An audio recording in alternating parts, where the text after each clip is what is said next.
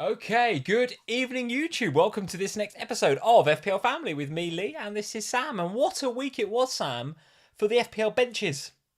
The FPL benches. We've got players like Pereira, we've got players like Nico Williams, who we bring in. And in previous seasons, if you had a playing 4.0 or a playing 4.5, they'd sit on the bench every week and get 2 points, and you'd be fine with it. This season, these guys are actually putting out some points. Andreas, was it a 10-pointer? 11-pointer? The annoying thing with Pereira is that I look at my team that I've just wildcarded and I'm genuinely struggling to work out when I'm going to play him. Well, this is the thing. We can all afford a reasonable squad, can't we? So you bring in Pereira. Well, I've certainly got Pereira. I can't keep benching the kid, though, can I? He is absolutely the best 4.5 in the game. Call him that, well, no. But he's absolutely the best 4.5 in the game, without question. Yeah. But because of his price, you just bench him every week. I've missed out on so many points from him this week. Yeah. Now, we can be forgiven for missing out on the Nico points, I think, but more on Liverpool a bit later on, because that was a very, very abject performance from my team at the weekend. I'm going to talk about that a bit later on, including what you can see in the thumbnail. Is it now time to hold or sell or buy, even buy Salah? I mean, I don't think there's too many people buying Salah, but... Who's buying Salah? Well, ahead of Leeds at home, some may wish to buy. I mean, Leeds are all over the place. We'll talk about them as well a bit later on. And, of course, we'll talk about our scores and our overall ranks and how we are doing overall in FPL. Before we get on to the game, Sam, let's say hello to a few people. Martin Treaky Swartz is in from our patron supporters. How are we doing, Martin? Nice to see you, mate. He says, hello, everyone. Hello, Martin. Hi, Martin. Gavin Gould is here. 72 points, minus 4. What a score that is, Gavin, by the way. That is a very, very good score this week. He sounds like he absolutely did play Pereira. Are you getting a little bit bored about the Haaland perma-captain thing now? I mean, another game week, another brace from my captain, and it just didn't really affect me. I was like, yeah. Are we a bit... Is this affecting your enjoyment of the game? No, it's not affecting my enjoyment of the game. Is it not? It is me a bit, I'll be honest. It's not. No, it's not affecting my enjoyment of the game. I think it just means that I feel like I need to take other risks. Because the captaincy thing is never going to give you a massive boost, so you have to kind of look for slightly differential picks. I have to say, the captaincy is one of the big decisions to make every week, isn't it? In previous years, it is the big decision, but we're just not having to make it this year. It's just a bit of a shame, I think. Do you really think that that's the truth? Because, last year, we pretty much perma-captain Salah every week, so it's no different. I don't think there's any difference this year to what there was last year. It's just a different player. Let's see. Ryan Porteous is here. How are we doing, Ryan? Very nice to see you. Gavin Doyle is here. He says, disaster of a game week. Only scored 52 points. I think you're fine, Gavin. That ain't too bad, mate. That's not too bad. Thanks to Ward, who somehow is picking up 6, 7, 8 pointers every week now after being a laughing stock a few weeks ago. I think it was the threat that he was going to get pulled out. It was that week where Roger said something about how he might give Everton a go. Yeah. And since then, Danny Ward's been epic. Unbelievable. And actually, the first time we went on Sky, any of you that saw us on Sky this week, what did you think? Let us know in the comments. We really enjoyed it again, being on Sky Sports News this weekend. But the first time we went a couple of weeks ago, we have there's this bit on the Sky Sports News show, isn't there, about state your case, and they give you you have to kind of come up with a bit of a differential, a bit of a wild pick for the weekend. And the first time we were on a couple of weeks ago, I went with Timothy Castagno, and since then he's done nothing but haul. It's like 6 and 7 pointers, and today got an assist and a clean sheet, and I think some bonus. So if you've got Timothy Castagno in your team, whether it was on my recommendation or not, quite frankly, well done. He's been absolutely brilliant for you. Absolutely brilliant. Carl Valencia is in with 62. There's a lot of scores in here, Sam, that are better than my score this week, I can tell you. That'd be better than mine as well, I'm pretty sure. Karen Kresser is in. How are we doing, Karen? Nice to see you. Martin is saying, yeah, Wolves look like relegation material. They do. They do, I'm afraid. They look a little bit abject today, and I haven't seen... We were obviously watching the games that were on UK TV, including the Spurs game. We watched the Arsenal game at 2 o'clock. And the Wolves game was not on UK TV, so we're going to watch a bit of the highlights after the live stream and see how Wolves got on. But they're struggling for goals, aren't they? Really struggling for goals. But this is not a shock, is it? I kind of feel like... We've known about this for a while, haven't we? Yeah, and I noticed actually in the Fantasy Football Scout members area, and if you're not a member of Fantasy Football Scout yet, you can go and get your membership on the affiliate link that's in the description below. Go check it out over there. It's something that we use every single week and refer to every single week here on FPL Family. Sam, top for shots this game week. Which player do you think, out of the whole game, top for shots? I don't know. Diego Costa.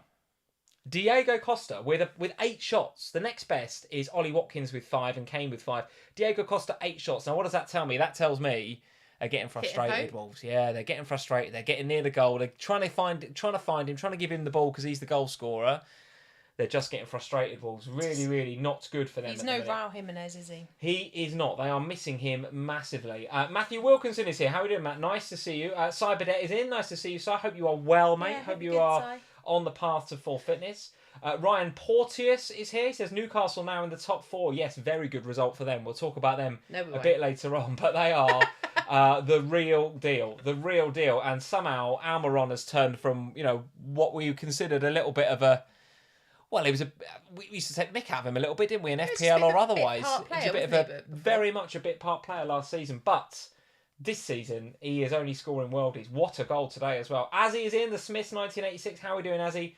Very nice to see you. Josh Cleve, Ben Allam, Daslas94, and a whole host of you guys. So, guys, welcome to the live stream. If you're new around here, maybe this is your first ever FPL Family live stream. If it is, hit that subscribe button. Do us a favour. We'd love for you to subscribe and become a member here at the FPL Family channel. And, of course, give us a like if you are enjoying the video. Let's get on to, Sam, the games. Where would you like to start? Well, I'll tell you what, I would like to, a little bit self-indulgent maybe, although it's something I just need to get off my chest. Forest 1, Liverpool 0. Let's go back all the way to Saturday lunchtime and talk about this game because you bought Salah in on the wild card. You wanted to go Nunez. You didn't bring in Salah in the wild card. No. I thought you had him before, did you? I sold Salah on wild card. Did you not have Salah this week? No. Oh, okay. I thought you did. All right. So don't accuse me of owning him. Well, I went in no Liverpool, remember? Going into this Forest game with no Liverpool then. Oh, yes, because you were going to get Nunez. Yeah. And then there was a little bit of team news about he ain't probably going to start. And you were like, right, fuck that over to Jesus pretty quickly. Yeah. So going into this game week with no Liverpool, on the face of it, felt like a pretty brave decision going away to Nottingham Forest. But how are you feeling about them now? Because it's just not investable. So there was 2 reasons I didn't do it. One, I just don't think Salah's worth 13 million. I know it's not quite 13 million, 12.8 million, whatever it was. The budget just it wasn't there to have him because I wanted to keep Kane and Haaland. So there was no budget for him. I would have had Nunez. Had Nunez been fit, I absolutely would have gone with him. Okay. Like, he was the player I really wanted. Might you still have a look at him? Because it doesn't feel as if it's a long-term injury. Well, let's see if he plays in the Champions League midweek. But I left the money in the bank so that I can go Jesus to Nunez. Because at some point I'm expecting Jesus to pick up that 5th yellow and then be suspended. Yes, I forgot about that. He's on 5, isn't he? Yeah. So there's a couple of things I'll say about my decision to go without Salah. I was brooking it about it. Yeah. Yeah, it looks like a good decision now, but pre-game... I wasn't comfortable. Yeah. However, the 12:30 game I hate for Liverpool. It's never good for them. They always, like Spurs, both of our clubs just don't seem to be able to play at 12:30. It's absolutely true. Yeah. There's something about them. We just don't know what it is. It doesn't mean they won't return or won't win. It just means it's always a lackluster game. Not a lot in it. And then, as we were driving away from Sky when the deadline had passed, you said to me, "What's the team news?" And I brought it up, and I was like, and I read it to you, and you were like, "We won't win that game." Bang in trouble. In trouble. And that was, you read the team out to me and I was just like, because there was a bit of a leak, wasn't there? It was a bit of this was looking like what the Liverpool team is going to look like. And it was kind of, no Thiago, no Nunez. And as soon as you said to me, no Thiago, I was like, well, first of all, what's happened? Because he was fit as a fiddle the other night. Where's so what's happened? And the Klopp come out and said he's got some sort of ear infection or something, which, okay, don't like to see that. But, it's an ear infection. But it makes you dizzy in that, doesn't it? Yeah, but we don't half need him because, and when you read the team out, it was that midfield 3. You've got Fabinho, who, I don't want to say this, but is Fabinho finished? Is he finished? This guy? I mean, he's not had a good game for months now. Months. I'm starting to really worry about him. Really worried about him. And then you've got Harvey, who was probably our best player on the day, but he can't do it all himself. No. And he's still only, 19, whatever he is, right? And then Curtis Jones, who's also very young and, just coming back, hasn't played a lot of football this season. In fact, pretty sure he's played way less than 45 minutes before this game, right? And he played the full 90. And you can have as many Nunez's, Salahs and Manes and whatever you want in that front 3. But if that midfield 3 ain't good for Liverpool, we don't have a good game. And that was the problem. But the interesting thing for me is, when I read your team to you, when it was officially announced and I read it to you, and you were like, who's the game changer on the bench. And then I read the bench to you, and I had the bench in front of me, and I was looking at it thinking, and I was like, Trent, Henderson, like. Well, he's bought an Oxlade-Chamberlain, for goodness sake. But he didn't have a lot of choice, did he? You looked at the bench, and so you had a game plan with the team you had. But when Nottingham Forest, who actually I thought played really well in this game, when they went they did take nothing away from Forest. Yeah. When they went that goal ahead, it was kind of. You look at the Liverpool team that were playing, we're like, right, I don't see who's changing it on this pitch. You've got to bring someone on. Who's coming off the bench? I thought Trent actually didn't do too badly when he came on. Oxlade-Chamberlain he's not going to make a game changer. Yeah, he's just coming back from a long-term injury. I mean, the kid's been basically injured for about 5 years now.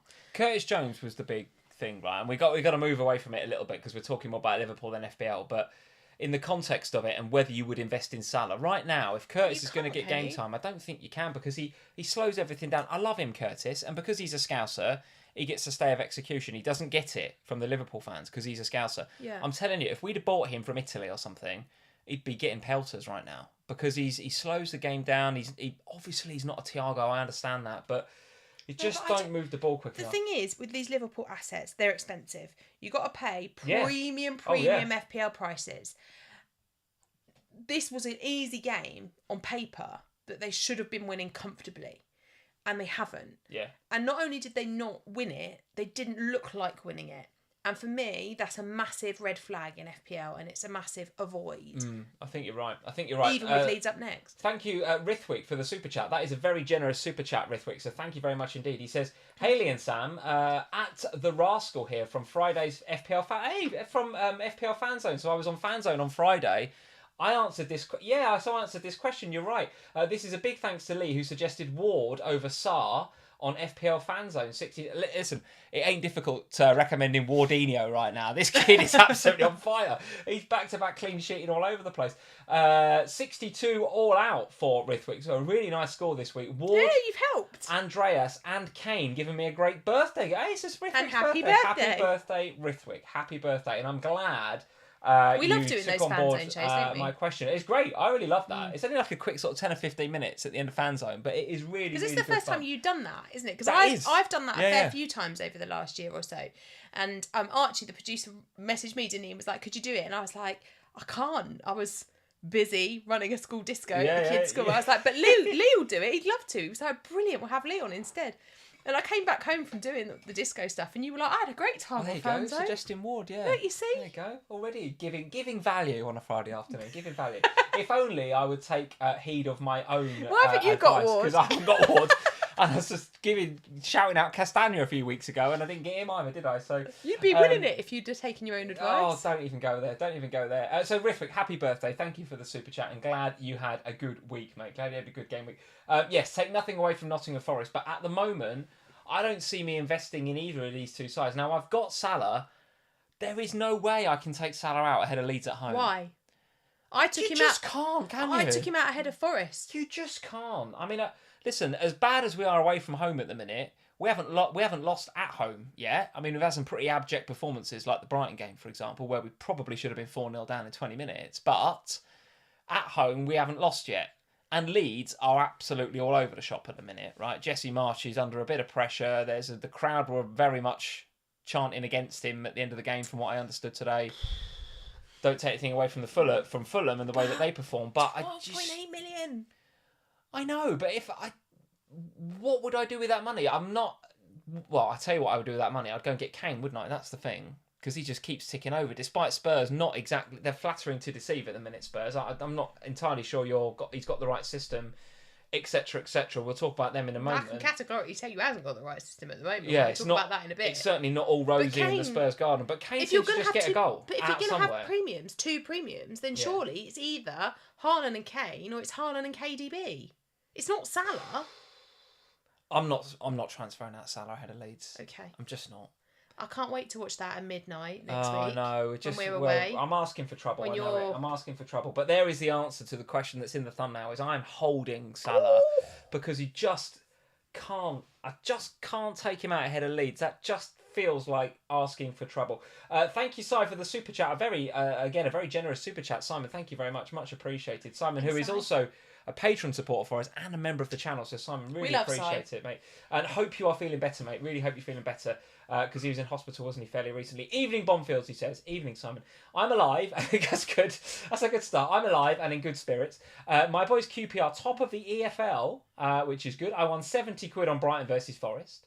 But my FPL team is absolute pony. 46 points, absolutely awful. So it's not had a great week in FPL. But he is alive on a more positive note, which is good. Do you know, good Si? to hear, we haven't had a bet for ages, Si. For game week 14, we'll have another random Si shout-out bet. What are you winning 70 quid on? Why are you betting on Brighton versus Forest? That is a weird game to have a bet on. Brighton versus... What was the bet? Brighton v Forest in midweek, right? 0-0. Is that maybe that's what you bet. Maybe that was the bet. I don't know. Maybe it was... There'll be no goals. So yes, I agree with you going back to Forest and Liverpool. I don't think you're going to buy from either of these clubs right now. But as a Liverpool fan, we've just got to hope that Thiago's ear clears up. We've got to hope that the Nunez hamstring isn't too bad. Well, we're going to know, aren't we? Because you've got Champions League football in midweek. So we will find out from the... And you've got Ajax, haven't you? We've got Ajax away, man. So I'll tell you what, that is going to be a difficult game. Yeah. And then it's Napoli at home, by the way, which I don't fancy anybody against Napoli at the minute. They are red hot. Okay. And we need to win one of those games to get out of that group. Well, look, let's see what happens with Liverpool in midweek. We're going to get some more understanding of how those injuries are and whether they are serious, whether they're going to affect our FPL plans, etc., etc., etc. So, I wouldn't be buying Liverpool. If it was me, I'd sell Salah. All right, okay. Let's talk about Chelsea 1, Manchester United 1 then. A decent game that sort of jumped into life last 10 minutes. It was, it was one of those games. First 36 minutes. Yes. All United. Wasn't it? United were fantastic for those first 36 minutes. Then Potter correctly took Cucurella off, changed the system up. So talk to me about Chelsea this was so much better. Yeah, tell me about this then, because that is not the first time in the last few weeks that Potter has taken Cucurella off, changed the system a little bit, and they've improved. Now, as a Cucurella owner, that's a bit of a concern for me, I have to say. I get that. I mean, I don't think it's a slight on Cucurella, to be honest. I don't think Do you not? No, I don't think it's him saying you're rubbish. I think it's him saying this system that I like to play isn't working in the Chelsea team, so I've got to change it. And Cucurella is the obvious, with the way that the injuries are in that Chelsea back line with Fofana and Reece James, etc. They've got to make changes in the way that their structure, and Cucurella has been the unfortunate casualty, I would say. I don't necessarily think it's because he was, I wouldn't have said he was particularly bad in those first 36 minutes. Yeah. But I did think it made a massive difference. I mean, look, I thought it was an interesting game. I didn't see the 2 goals because I went to put the little one to bed, didn't I? I missed the 2 goals. It wasn't the best game. But, both of these clubs, of the 2 of them, I'd look to invest more in Manchester United right now than I would in Chelsea from an FPL Let's just have a look at the fixtures for both of them going forward. So I've obviously filtered it to the next 3 game weeks only, because we've only got 3 game weeks now until the World Cup. Which I can't believe there's a World Cup round the corner, and I'm not buzzing excited for it. I mean, I haven't even seen any England stuff in the shops. Not really. Normally by now, 3 weeks before a World Cup, you walk around the town and it'll be full of England flags, England football shirts. Not seen any of that yet. Well, the Chelsea fixtures are Brighton away, then Arsenal, then Newcastle. So it's really tricky to recommend investing in Chelsea. But I do want to talk about Manchester United, because you're right. It's West Ham at home, Aston Villa away, Fulham at home. So 3 reasonable fixtures. They are towards the top of the fixture ticker. Given what we saw from Aston Villa today, maybe going away to Villa Park might be a bit more difficult by the time game week 15 rolls around. And actually, away at Fulham isn't easy either. But let's just go with it for now. Man United 3rd on the ticker. Investable over the next 3 weeks? Yeah, I mean, where would you go? I bought in Dallo on my Wildcard. Don't mind that. Don't mind that. It's not horrendous. I did that because... So originally I was going Ben White. Ben White got an assist today. He did get an assist today. But I couldn't go Ben White in the end because I'd take Nunez to Jesus, which meant I had too many Arsenal players. Yeah. So it ended up with Dallo, which I quite like for the next few weeks. I really like Anthony. If I was going to invest in Man United now... Good player. I know you spoke about Bruno Fernandes on Sky. The issue I have... And maybe, Salah to Bruno is not such a bad idea. The issue I have with the way that my team is set up is that those kind of mid-priced midfielders are the way I'm going heavy, because I've got my 2 premiums up top. But I do really like Anthony. I like what he's brought to that Man United team. I like his... I just like the way he plays. I like his kind of passion. I think he's got a bit of the Richarlison's about him. He's got a little bit of the S-housery about him. And I like maybe that's not a bad thing for United. Yeah, you see, it's interesting, isn't it? Because I hated that in Richarlison at Everton. Yeah. But I quite like this about Anthony at Man United because he seems to just drag the rest up with him, whereas at Everton... You're all right with the S-housery now that Richarlison's at Spurs. That's called the Suarez effect, by the way. No, but I think it's... No, I don't think it's that. I think it depends on what impact it has on the rest of the team. So when Richarlison was doing nonsense things at Everton, it used to drive me potty because the rest of the Everton team would be like, oh. Yeah. And then he'd be just there like, causing drama. So you've got Dalot, you fancy Anthony. Anything else in there that's you're looking at? I must say, the takeaway for me from this game was the grit that we saw from United. Well, yeah, right? They've suddenly got a little bit of something about them. Yeah. The United from the previous regimes and the previous seasons, a Jorginho penalty in the 85th minute. Oh, well, that's it. Oh, but woe is us, Man United. Goldbridge is on, United stand moaning. We've got all the United fans are in there. Oh, last minute penalty, dodgy penalty.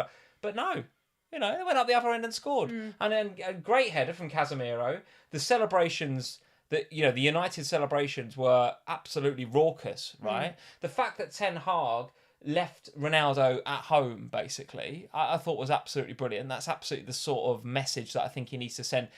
I think he's getting a lot right. And I think the United fans are starting to believe that this team can actually do something. Now, from an FPL perspective, I agree with you. It's kind of difficult to know where to go. You really wish Martial was fit. 'Cause if Martial was fit, I think you'd have him through the middle, wouldn't you? But would you go Rashford? Could you go Anthony? Bruno's probably a bit expensive.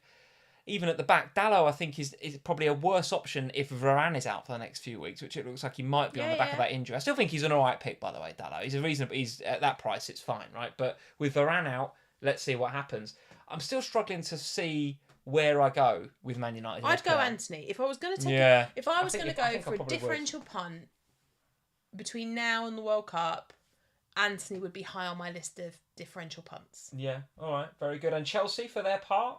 Difficult still to know where to go. I have to say, I was impressed with Broja. I know that's easy to say because he come on, he won the penalty and he put himself about and he was lively. He put himself about more when he come on than Aubameyang did for the rest of that game. And I wonder whether Potter might just see that at some stage and give Broja a bit of a run in the team. Yeah, I mean, it's interesting. I had a chat with my dad and my brother after this game. They both fancy Broja. And they both said, just play Broja over Aubameyang. He's got a bit of grit, a bit of passion about him, and he actually goes out there and tries. And I think sometimes in that Chelsea team... wasn't he, when he was at Saints? He good was, for us in FPL, yeah. I find Chelsea very, very hard to invest in. Mount is an option because of the price point. The others I find are really difficult because Sterling's that little. I mean, he's 9.8 now. Is too much money to invest in them. If you're going to invest that much, you'd go Bruno instead. Yeah. Up top, you're not getting Aubameyang. You're not seeing anywhere near enough. Plus, both of those are getting rotated massively. The only one that's not being rotated outfield at the moment is Mount. So I think if you want an outfield player, you kind of have to go with him. Even in that back line, you can't really have Cucurella anymore, can you? Because if he gets going to get hauled every game before. I need an exit plan for him. Yeah, it's just whether that exit plan is going to be executed in the next 3 weeks or whether I just let him sit there on the bench and just deal with it at the World Cup because. I want my transfers because we've all only got sort of three or four transfers left between now and the World Cup. Yeah, I've only got 3 because I spent 2 this week. They're precious, right? They're precious. Do I want to faff about with Cucurella or do I just leave him there? And knowing that Nico can come in and play any game week and bag a 6-pointer from my bench, right? Because that's intending to do. And focus my 3 transfers on something more further forward. I think that's probably what I'm going to do. So if you're going to do that then, but are you actually going to leave him in your starting 11? Because this 1 pointers are really annoying. Are you just going to bench him? Well, we'll talk about our bus teams a bit later on. But right now, I'm not sure whether I would even fancy him for the start, given that Potter keeps kind of bringing him off, and they seem to improve every time he's hauled off. So I don't know. Chelsea fans, let us know in the comments. Is Cucurella a nailed-on starter as perhaps he was 2 or 3 weeks ago? I'm not convinced that he is, to be honest with you. But the one I'm looking at is Broja. I've got a feeling it might not be this side of the World Cup, but other side of the World Cup, I think he's going to get a run of games. And if we get the Chelsea forward in a decent run of fixtures for, what is he, 5 point something? 6 point something? I don't think he's even 6 point something. I haven't looked at his price, but he's pretty cheap. If we get the Chelsea forward at 5 point something, that is definitely worth looking at. It's worth looking at. Let's move on, Sam. Where else do you want to go? There's a lot of the games that were played, I should say, today on Sunday that we didn't watch because we watched the Arsenal game, we watched the Spurs game. 5.3 for Broya. Oh, there you go. Cheap as chips, right? But I do want to let's talk about the games we did watch then. So Southampton 1, Arsenal 1. Now you loaded up on Arsenal in your wildcard. All the wrong ones, though, Mike. You went with Saka and Jesus and with Martinelli. So you were looking for a big Arsenal win here, and in the end, you didn't get it. You got Xhaka with the goal, Ben White with the assist, and actually all that Saka did was pick up a yellow card, which is very harsh, by the way. I don't think it was a yellow card at all. How do you feel about your treble up on Arsenal going forward? Fixtures are still really nice. Yeah. Jesus came in, like I said, at last minute because I wanted Nunez. I've got the money in the bank to still go back to Nunez, and that is something I'll consider. But I've also could go down to the likes of Mitrovic if I wanted to, because I still don't have him. So there are other options from Jesus with 0.9, I think, in the bank, or whatever it is, 0.8 in the bank. 0.9, I think. So I have got potential to change it up if I want to, or for the inevitable yellow card that Jesus is going to get at some point. You feel like it's going to come at some stage, don't you? Yeah, I mean, I'm not worried. I tripled up on Arsenal attackers for a reason, because the Arsenal fixtures between now and the World Cup are really nice. Now, this was one that I counted as part of the it's really nice, and I was expecting to see Arsenal do really well.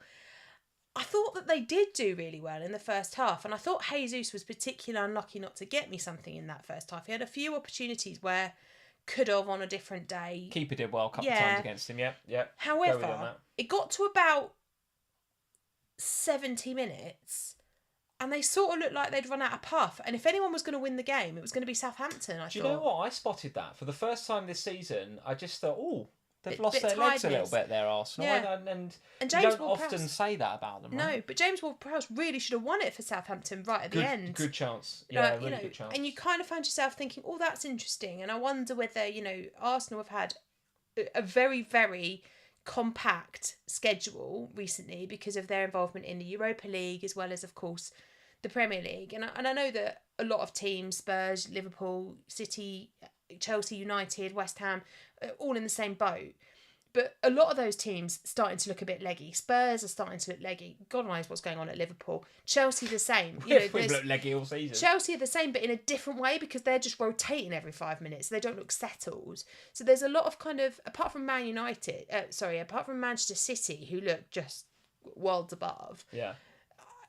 I'm just keeping a close eye on Arsenal. I'm not worried about having all three of them. I did it for a reason and I'm happy to stick with them for now. But Jesus eventually might be the downgrade. I think, both Saka and Jesus could have had something today. Martinelli was a bit quieter than I was expecting him to be, I think. Of the three, I was most disappointed in him, maybe. I don't know. I didn't get the FPL points, but he was pretty good. He was one, I thought, Martinelli, that ran out of puff a little bit towards the end of the game. Because for an hour, he was good. Yeah, he was really good. Yeah. Let's have a look at those Arsenal fixtures. Here's the reason you're not selling any of them or worried about them in the short term. Is that they've got Forest at home up next. Then it's that game against Chelsea, which, let's be honest, they can score in that, no question. Aubameyang versus Arsenal. Oh, yeah, goodness me, that's a nice bit of subtext there. And then Wolves, who are in dire straits at the minute, in 16. So, yeah, I mean, your treble Arsenal's not looking too bad. I happened to bring in Ben White this week, mainly because over the last few weeks I've seen him play at right back a little bit. And I wouldn't say he's like a bombing down the right necessarily, but I have seen him get forward a little bit and being more involved with goals, maybe assisting the assists and things like that. So when he did actually do the overlap for Saka today, I was not surprised to see him do that. He's starting to do that a bit more. I don't know if he's got necessarily the pace to be a sort of all-and-out right back in the way that you see a Trent or one of the Spurs fullbacks, right? But he seems to be doing a pretty good job there. And to see him get that assist, listen, a well-taken goal by Granit Xhaka, by the way, great goal. But to see White get into those sorts of positions, I kind of wasn't surprised. Bit of a shame to see the clean sheet go, but even though it did, he was still 4th overall for BPS amongst defenders this game week. So what does that tell you? That tells you that even though the clean sheet went, he was still overlapping, getting crosses in the box, pass completion rate was good, tackles was good. So Ben White is feeding the bonus points quite a bit. I've got a feeling he might have nicked a bonus point tonight as well. Let me see. Does it show on here? In the bottom list there. Bonus, yeah, Ben White 29. So yeah, he'd have nicked one bonus point, right? So he probably got 5 or 6. I think I haven't looked at the team. So yeah, I think he's an all right pick. I'm no danger with, Yeah, with I him. liked I think him. it's great, right? He was one that the draft that we talked through on Ohana, I had Ben White in there, because I had Nunez up top, and I really liked him as a pick for the next 3 weeks. It's all good, yeah, it's all good. We'll talk about my transfers or our transfers for next game week a bit later on, but I am still considering going treble Arsenal for that Forest at home game, despite the draw today. Southampton, though, good value for the point, and like you say, could have won it at the end. They absolutely could have won it. Where else do you want to go? The other game we watched today was Spurs 1, Newcastle 2. Let's talk about that briefly. I assume you want to talk about that briefly. I'm all right with it. What's your view on going? What's going on at Spurs at the minute? Because it's not. It ain't great, is it? At the minute? But also, there's 2 really poor mistakes from Hugo for 2 goals here. Correct. So let's not go all like Spurs were dreadful. Spurs were not great today. But you have to admit, for the last 2 or 3 games when you've watched Spurs, aren't right. It's unless you're going to score a scrappy set piece or a penalty, it's not been great, is it? Well, we're top, aren't we, for goals from corners this season? I think they were saying today. But and obviously we've had penalties as well. So there's been, the set pieces have been saving our bacon quite a lot. Points. Yeah. Talk me through how Kane gets 2 bonus points in that game. Actually, his underlying stats were quite good for that game when you have a look at the numbers. Come off it, man. No, they were. They were quite good. good. In the overall BPS? 33. 5th amongst forwards. I don't think. But the thing is, if you watch the game today, I thought Hugo makes 2 appalling mistakes, and both of them. Is the first one a mistake? That's a VAR right to give the goal. I mean, at the time I was raging, Yeah. but there's nothing really wrong with what Callum Wilson does, and therefore it's a goal. I think it's a goal. But Hugo, you've got to do better than that. You are a professional goalkeeper, and you have been for a number of years now. You're not a kid. You're an experienced goalkeeper. You've got to do better than that. And then to do it, not the same thing again, but to make another big mistake for the second goal, it's just a bit frustrating, I think, for me. We go. It goes under him, so not only does he make the mistake on Almiron's goal, to take nothing away from Almiron. No, because again, another worldie from him, and we've got to talk about him in a minute because he's unreal. But having made the mistake, Lloris then gets back into a position to be able to save the Almiron shot, and he goes underneath him, and you're like, oh, what are you doing? Just you can't make those mistakes, right? If you make those mistakes against lower opposition in the League Cup, you'll be fine. If you make those mistakes against Newcastle, you will not be fine. They're a good side. Bang on it, I tell you. And they're in good form, and defensively they are solid. He's done a good job, Eddie Howe, isn't he? He's done a fantastic really job. Good job. But he's bought the right players as well. Like, I know that people will sit here and go, well, they've spent a fortune. Yes, they've spent a reasonable amount of money. I wouldn't have said they've spent a fortune yet, but they've bought really well. The players they've bought in have strengthened the areas of their squad that they needed strengthening. Getting Nick Pope, for example, that's a really unsexy but brilliant transfer. Absolutely. I think Nick Pope, I think Eddie Howe deserves an awful lot of credit for what he's done at Newcastle United. They deserved the win today. I won't say anything different other than that. I think from an FPL perspective, you've got lots of options at Newcastle. I still really hate the double up at the defence. I just don't get it. It's doing my head in a little bit. I don't understand it. It's starting to become the thing that gives me a green or a red arrow, and I don't really like it. I just don't get it because I don't think that there's enough upside. They are good defensively. But so's Ward at Leicester, and so this is my thing is that you don't. I think personally that Pope's too expensive to have alongside Trippier. I think you save the money, you have Ward, and you use the money elsewhere to upgrade somewhere else. I like the potential options that you have in the Newcastle attack. Having said that, I wouldn't go for the defensive double up, but I would have Trippier and Almiron, and I would have Trippier and I'd take a look at Callum Wilson up top as well, because I think the attack looks really nice for Newcastle, and they move the ball so nicely from the defence through to the attack up top. So I'm enjoying that. I think from a Spurs perspective... Just before you move on from that, can I just comment on Almiron, because I agree with you. He was 4th overall for BPS amongst midfielders. So you've got Willian, Bailey, Iwobi, who by the way is also having a great season. Iwobi, he's doing absolute bits under Frank, under Everton. But Almiron 4th with 35 BPS. It was the confidence that I saw today, right? The confidence. So the couple of goals that he scored recently, the world is, that's given him the confidence to now show what sort of player he is. Yeah, I agree. He took his goal so well against Spurs today, but there was other opportunities where he was getting the ball and he was shooting, or he'd try a trick, or he'd do something a little bit high risk. And actually, as a Newcastle fan, and let us know what you think in the comments below, Newcastle fans, about Almiron, but I like to see players taking those risks. That to me suggests we've got a player here who's confident. he's happy with what he's doing. He's finally happy at the club. He's probably settled a little bit, right? Yeah. And I also noticed, in a bit more of a sort of macro Newcastle bit here, there was a post-match interview where the Sky Sports interviewer interviewed Callum Wilson and Bruno Guimaraes, who was there supporting the team, right? Now, he's just had a baby this week, Bruno Guimaraes. And it was all like, honestly, it was like a really wholesome interview. It was like, I've had my baby. I can't believe what's going on in my life right now. I'm so happy. I'm so blessed. And Callum Wilson was just travelled down on his own as well, didn't he? I heard Eddie Howe say before the match, he travelled. He didn't want to miss out, so he travelled down on his own to be there. I mean, that's great. That's great teamsmanship, if that's the right phrase. It's not, but you know what I mean. And then Callum Wilson's like, we won that game for you and for Mateo, which is his new boy and stuff. I was like, I've rambled a lot there, but here is a team that are properly united. They are properly playing for each other. Eddie Howe's got them all working together. They've got some quality players. They've got very, very good... They're built on solid foundations at the back. They're going to challenge this top four, if not be in it. Easy. I don't disagree with anything you just They said. are miles better than us at the minute, I tell you. Miles. I mean, half the league are better than you at the moment. That is harsh but true. From a Spurs perspective, I think... you're welcome. From a Spurs perspective, I suspect you might go in on my line in a minute, so just get him in there first. From a Spurs perspective, I think... Right, okay, so let's start with Son, who I thought started the game brilliantly without Perisic. He was moving around nicely. There was good opportunities. He didn't take any of them. He was a bit shoot on sight, wasn't he? I don't mind that, though, because...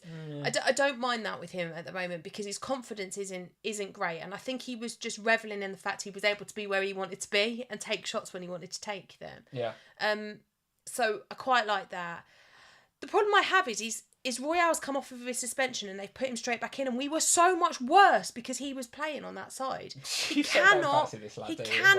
It's the crosses, right? I don't mind the runs. Yeah. I actually don't mind him defensively most of the time. He has a bit of a sometimes. Well, every game I know he's going to do something awful, but 95% of the time I'm all right with him out there.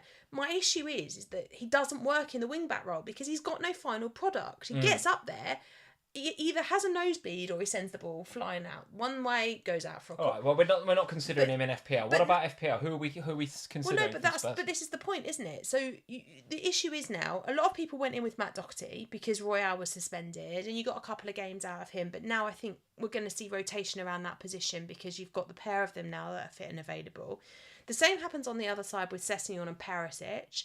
By the way, I think Sessegnon should play more than he does because I think he's way better for our team than Perisic is. Is Perisic not really living up to... Well, let me ask it two ways. Is he not living up to the player that you thought you bought as a Spurs fan? And equally, is he not living up to the FPL asset that we all thought he was going to be at the beginning of the season? No, I think he is the player that we thought he was going to be at Spurs. I just don't think he fits in the Spurs system very well. That's the problem. I don't think he fits in the Spurs team that we have with the other players that we have around him. Okay. My big issue right now, apart from the rotation there, is that with Romero injured, we've now got to play Sanchez. And Sanchez is not a good replacement for Romero. Okay. Romero and Dyer together are a much more solid partnership. You don't get the mistakes. Today, Eric Dyer made 3 mistakes. All of them because he was trying to cover for Sanchez. And that's a problem because he can't do his own job. When you've got Hugo then causing grief behind you, it's a problem. So, but was Hugo, maybe that was in Hugo's mind as well then, right? Almost certainly. Is Sanchez that bad that he has this sort of effect on the rest of the team? He's got no confidence is the problem with Sanchez, and he doesn't have enough game time. When he comes in, he's asked to do a big job, but he never goes well. So defensively, while Romero's out, you don't think you can invest in the defence, particularly in the wing-backs because of the rotation. You can't... We didn't have Højbjerg today either, which was problematic.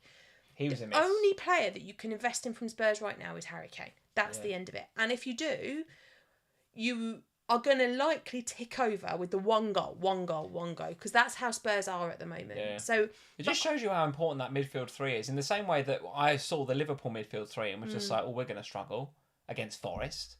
I looked at your midfield three and I just thought, you're going to struggle against Newcastle. Because it was Bentancur, Skip and... And Basuma. Basuma, I like Bentancur. I think he's really developing he's into, all right. It's the other into two a I was really worried nice about. player. Well, Skip's just not had enough game time because of his injury, right? But and Basuma similar. He's not had enough game time. So you're asking a lot of them in a partnership that's never existed before, with a defence behind that was weakened by not having Romero. So if you're going to invest in FPL for Spurs, it has to be Kane, and you have to do it knowing that Spurs aren't scoring a hatful of goals at the moment, but he is going to tick over the points in a way that maybe Salah doesn't. So I think that's the conversation. If you've got KDB and Haaland, I wouldn't go for Kane. All right. But if you aren't already invested or you've got Salah, I'd look at the move. All right, let's have a look at the fixtures going forward. The Newcastle fixtures, I didn't think last I looked at them looked too bad. So it's Villa at home, Southampton away, Chelsea at home. So, yeah, listen, there is a case for a Newcastle treble up, I think, before the World Cup. And then the Spurs fixtures, where are Spurs? They are here. Bournemouth next. So you're definitely not saying anybody ahead of Bournemouth. Although, actually, Bournemouth at the Vitality is not as easy a game as perhaps it suggests here on the ticker. Not as easy as it was 5 weeks ago. Yeah, and then it's the FPL Family Derby in 15, which I am so not looking forward to. Can you imagine how boring that game's going to be? What, Liverpool Spurs? Oh, I honestly couldn't tell you what the outcome of that game is going to be at the minute. It's at us as well, isn't it? It's at Spurs. So at the minute, it's an away game for Liverpool. Therefore, I don't fancy us. But listen, I don't know. And then Leeds at home. So your Spurs assets. It's difficult to say sell them because the fixtures look. No, good. I don't think you sell. If you're invested in Spurs, you have to stick. What, even like a Perisic or like a. Because you're not getting rid of Kane, I understand that, but your fullbacks. If you've got Dyer, you've got to keep him. If you've got a fullback, you're either getting them. If they don't start, they're going to come on for a 1-pointer. That's the problem. That's why I've always said don't invest in the wing backs at Spurs. Yeah, there's a lot of people today that have Matt Doherty come off their bench and it blocked Pereira. Yeah, that would annoy the hell out of me. Yeah, absolutely. All right, so Spurs. Maybe they're a hold just about, but Newcastle, I think, are a buy, including Almiron. If any want to buy Almiron ahead of these next 3 fixtures, there's nothing wrong with that whatsoever. Let's just pick up on a couple of other games. Sam, Zaha blank. Everton beating Palace 3-0, which... I didn't see that one coming. Well, Palace are not good away from home, are they? No, at home they're all right, and that's the trouble with Wilf now. He's got Southampton at home up next, so how do you sell him? But then after that, 2 away games. So I don't know what it is with Palace. They travel just as badly as we do.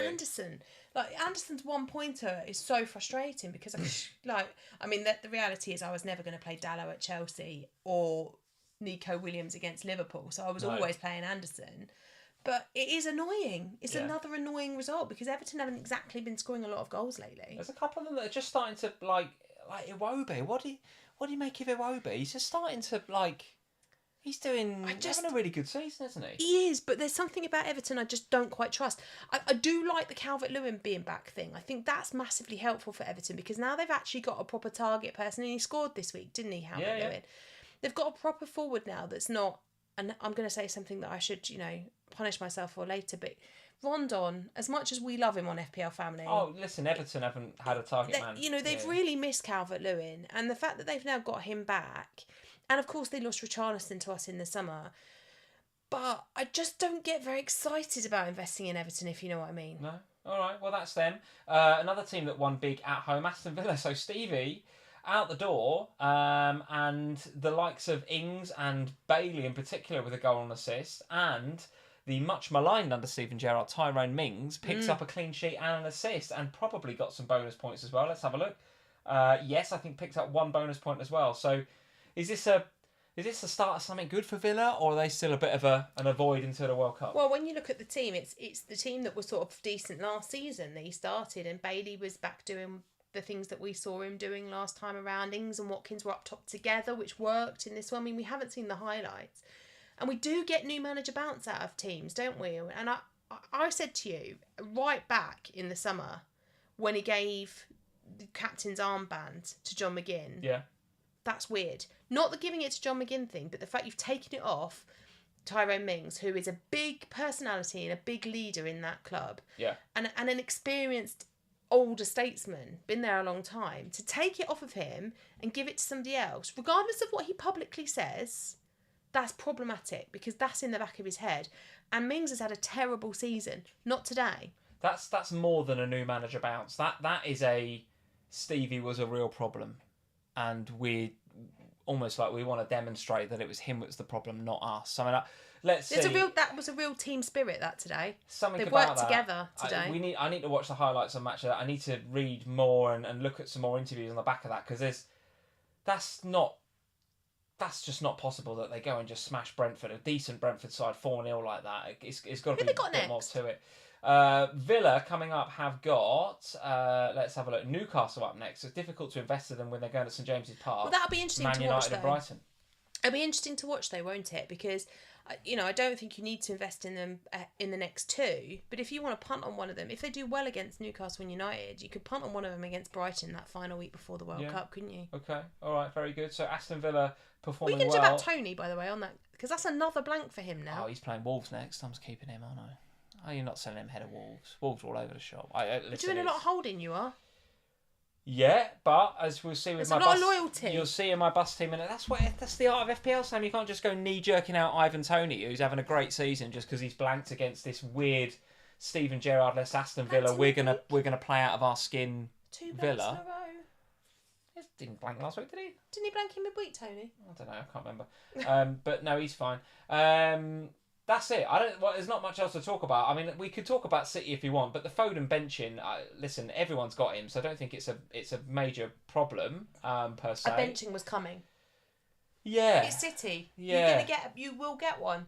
I just wish he'd stayed there, because then Pereira would have come off my bench. Same. Yeah, exactly the same. And listen, if there was anybody that was going to take the Man City clean sheet, it was going to be Trossard, wasn't it? So. Well, we said that on Sky, didn't I? Yeah, I mean, I go back to my comment earlier about, is the captaincy getting a bit boring in the game? It is for me. Who else would you have given it to, though, genuinely? Well, no, that's the point. I wouldn't. I'm just going to captain Haaland every week. I'm looking at my bus team now. They're away at Leicester. I'm captaining Haaland. Yeah, I'm not playing Ward next week. No, yeah, maybe not. Yeah, Timothy Castagne owners use your bench. But a lot of them had him there this week. Look, right, let's do this now. Let's have a look at bus teams, because I've got so many, and many of you will, guys. Let's look at bus teams. We'll talk about our teams in a minute, but let's talk about bus teams for next week. Here's my bus team for next week, and look, I've got my 3 City there. I've got Zaha at home to Southampton. I've got my Arsenal boys at home to Forest. Mitrovic at Everton. Tony's got Wolves at home. You've got the Newcastle boys, hosting Villa. These are all really nice fixtures, but you've got Salah at home to Leeds. I am not captaining anybody other than Haaland. It's just boring, but that is the way it is, I'm afraid. See, I do agree with you, it is a bit boring, but I also don't object to it in the same way that you do. I think for me, it just means that I have to make better decisions across the rest of my team, which I'm not very good at the moment. But, that's what I've got. That's where we are, aren't we? The captaincy is basically a non-thing at the moment. You just captain Haaland. You're taking a massive bit of FPL out of FPL. Yeah, the captaincy is a huge thing. But there's not a lot that can be done about that. Haaland is literally just... I know there's not a lot I can do about it. I'm just saying it's affecting my enjoyment of the game, because it's a big thing. You choose your captaincy. You might go against it some weeks. You think, I'll just go against it. You go against it like now, and Haaland's on 180, 190 EO every week, you're screwed. See, season over if he bangs, and he is every week. Yeah. So you just can't go against it. It's crazy. But anyway, let's talk about our teams, though. Let's go and talk about our teams and our scores for this week. So your wildcard team picked up 54. Look at that midfield. Look at the state of them. And then look at Pereira. If you'd have said that midfield at the beginning of this game week would get 1-1, 1-2, you'd be like, no. Saka, Martinelli, Foden and Zaha. The thing is... That's incredible that's got 5. But that team, given that, obviously it wasn't just picked for game week 13. It was picked for game week 13 through 16. Yeah. However, that team on paper looked like it should top 100 this week. Yeah. It had all of them... It had all of the right... I was really struggling with benching Pereira, but I couldn't bench any of those other 7. I just couldn't bench any of them. Yeah. And they've all with it. So obviously got Haaland. Forget him. The only 2 that are therefore returned for me are Kane and Ward. So it's a difficult one to swallow, that. But having said that, it's not the end of the world. My team looks nice for next week. I just, I bought these players in for a reason. Some of them I think were a bit unlucky. Jesus, I think, could have got something out of that game. Foden just got benched, so that is what it is. Trossard, at least he's had his rest now. Yeah, Foden, right? yeah, exactly. Trossard taking the clean sheets annoying, but is what it is. You know, everybody's got these City assets. At least you hadn't doubled up on City, although Ederson did get an assist, didn't he? I in that know. game, which is like, I incredible. mean, that's just typical, isn't it? Like, I took Ederson out, he got an assist, but then Danny Ward was a legend anyway, so it didn't matter. Yeah. Next week I'll bench Ward, obviously, against City, and I'll play Kepa instead. But the sad thing is, I'll look at Pereira there again and think, well, how am I going to play you? Yeah, I mean, look at you. What am I supposed to do with Pereira? Your front 8 there, your front 7. What You're am I supposed gonna to do bench with him? Pereira. You're gonna bench Pereira. I mean, that is what it is. So yeah, 54 on the wild card. Your overall rank 981k, down a little bit. Probably going to take another little hit because you've got Bowen and Solanke and a few others that are going to play tomorrow, right? Because West Ham have got Bournemouth. We shouldn't forget that there is a game still to go. A game tomorrow, on Monday night. My team, pretty much same as you, right? 53. Again, that midfield, you know, Salah against Forest, Foden at home to Brighton, Zaha, Martinelli. How have they got what they've got? How is that 6 points? Unbelievable. So Ben White, yes, happy with that. That was a good transfer in. I was always going to do Foden, but, you know, on a week where he gets rested and the guy that I took out for him, Maddison, scores, it's a bit hard to take, to be honest with you. But never mind, these things happen. Obviously, Haaland, Mitrovic ticking over as he was. Another, from what I understand, got to watch the highlights, but another fairly average performance from Mitrovic, but average performances in getting the goals, so whatever, right? Whatever. Imagine when he plays well. He's now the second highest scorer in the league, I think, after Haaland, right? But again, same as you, benching, right? So Andreas with the 8, Nico with the 6. Cucurella gets hauled off because, you know, apparently he doesn't fit into the tactic. Yeah, well, at least I benched him, right? But I was never going to do anything other than Cancelo, Trippier and White. So, yeah, those were my 2 free transfers. I bought in White and Foden for Kyle Walker-Peters and Maddison. And you've got to say that that's not looking great, right? Particularly the Maddison to Foden one. But still, 103k. It'll go down a bit tomorrow because of Solanke and Bowen and a few others. So I'm probably going to end up about 110, 115k. It's still fine. I'd like to be in the top 100k going into the World Cup. That would be a good foundation on which to start the second half of the season. I'd be pretty pleased with that. But as it is, yeah, a pretty stinky week. Not great. 40% down. 40% down. Just a quick talk about busting. Let's just go back on this again. In terms of your transfers for next week, so you played your wild card, so you've only got 1 to make. Not making any. Like, what would I do with that? I mean, I looked at it for this week when I was doing it for last week. Yeah, it's pretty good, right? And I picked a team that I thought worked really well for 13 and 14. The only thing that I was kind of watching was my yellow card guys, because obviously I had Jesus that could potentially get banned, but then I always had a movement from him. You know, there was always a move to Darwin, to Mitrovic, if that happened. But, you know, I look at the fixtures going into this week and, you know, I'm not going to take out any of my Arsenal boys ahead of Nottingham Forest, so that's not happening. I'm not taking out Kane ahead of Bournemouth. I'm not touching my Man City boys. The bench guys I picked there for a reason. Nico Williams will get benched again. Pereira's there because he has no choice. To West Ham on the bench. Don't mind him. Well, no, but then it's either him or Anderson. But at home against Southampton, Palace are quite good at home. So true. It's really difficult. That's a tough one, actually. It's difficult because Dallow's got more attacking threat than Anderson, but I think Anderson's more likely to get the clean sheet than Dallow. Difficult that. Difficult. I have to say, I don't envy you there, Dallow or Anderson. Let us know in the comments, guys. What should Sam do? Play Anderson or play Dallow? I think I would just go for Dallow because you've got a little bit more assist threat about him, maybe, but that is a difficult one. I think I'll be interested to see how West Ham play tomorrow. If West Ham are terrible on Monday night, then maybe that will make me think, okay, I'll play Dallow instead then. But here we are, Sam, having just lamented the 11-pointer on the bench for Andreas this week. Yeah, we're doing it again. He benched him again. Well, what are we going to do? Who else are you going to bench? I can't take anybody out of my team. I'm in exactly the same position as you. Salah and Foden and Haaland, yeah. I mean, Tony against an out-of-sorts Wolves. Got to play Mitrovic, haven't you? And then Martinelli, you've got to play. Zaha, you've got to play as well. The transfer that I am considering is the one that I was going to do this week, but because of the slight uncertainty about whether he was going to play or not, I didn't bring Saka in. But I still have the right money in the bank, or a little bit more than the right money, to do Zaha to Saka. That can still happen for a free transfer this week. But elsewhere, it looks fine, right? Even that feels a bit of a luxury transfer because Zaha at home to Southampton could actually do all right. I feel a bit reluctant to do that. So, yeah, like you, I might roll it. Let's see. We've got European games and stuff, haven't we, this week? So I'm not busting to knee jerk anybody in over the next couple of days or so. I want to see how the European games roll out. Yeah. It could all change, couldn't it? It takes one injury. It could all change. But I'm pretty happy with it, I have to say. I don't think... Yes, I know Tony got the blank today, but, Wolves at home, that's too good a fixture, isn't it? And Salah, yes, Liverpool massively out of sorts against Forest, but... I'd sell Salah. You just can't. Ahead of Leeds at home.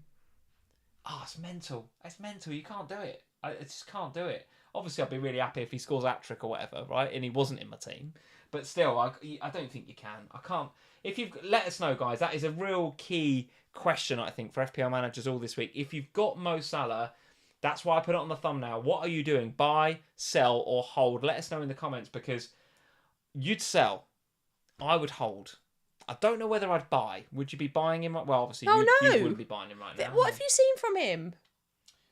I know, but it's Leeds at home. He barely was in the game against Forest. It's Leeds at home. He also, did you notice in the Forest game, although he did get up and carry on playing, he did sort of seem to hurt his hip, or there was some sort of injury there for a little while. He seemed to be in quite a bit of pain. Until he had a bit of magic spray and sort of carried on. But it's unlike Salah to be down injured for that amount of time. Honestly, so, I think for me it would be a very easy sell.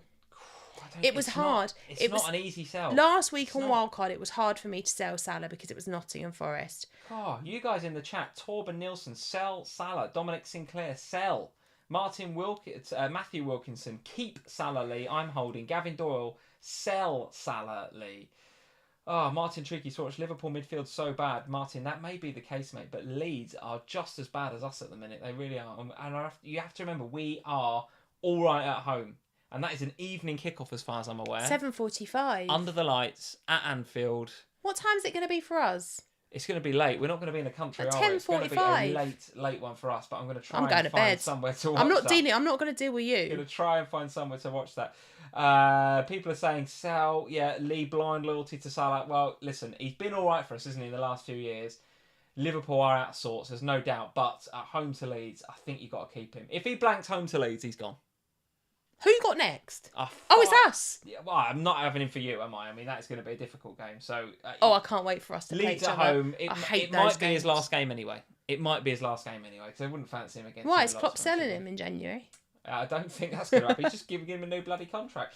Sam, talk us through what's coming up this week because we have got an interesting week, haven't we? We are going to be away. We're going to be not in the UK. We're going to be overseas, but we're still going to keep the content coming. There's still a few podcasts and stuff that you are planning to record. Yes, so the official pod will still go out on Thursday as normal. I'll still be there. You'll get a little view of my my hotel room while we're abroad. So that will still go out as normal. We will still be socialing as normal in terms of our... So you'll be TikToking? Well, there'll still be some TikToks apparently. I'll still do interactions for all the games that we watch. And of course, because we'll be overseas, we'll be able to watch the 3 o'clocks next weekend, which will be nice. So yeah, that will still happen as normal. Podcast still as normal. Next Sunday night, we'll put out a podcast probably rather than a live stream. I would say that sounds about right, doesn't it? Yeah, rather than live streaming then next week, folks, because we won't have our cameras and our mics and everything else, but we will have the capacity to record a podcast. So if you haven't yet subscribed or followed to our podcast, wherever you get your audio or your podcast, if you use a Spotify or Acast or Audio Boom, whatever it is, search for FPL Family in that sound app. And this time next week, we won't do a live stream, but we will have a podcast, an hour-long podcast or so, and that will come to you just on the podcast platform. So get over and follow us on wherever you get your podcast. That is it, folks. That is it. Well done to anybody that got in the... I say if you got in the 50s, in the 60s, there was a couple of you in the live chat got in the 70s, which is pretty incredible. Well done and good luck to anybody that's got a Jared Bowen or a Dominic Solanke in tomorrow night's game. Don't forget there is still West Ham versus Bournemouth to come in this game week. That's it, guys. Subscribe if you're new around here. Leave us a like before you go, and we'll see you this time next week on the podcast for FPL Family. Cheers, guys. See you soon. Bye, guys.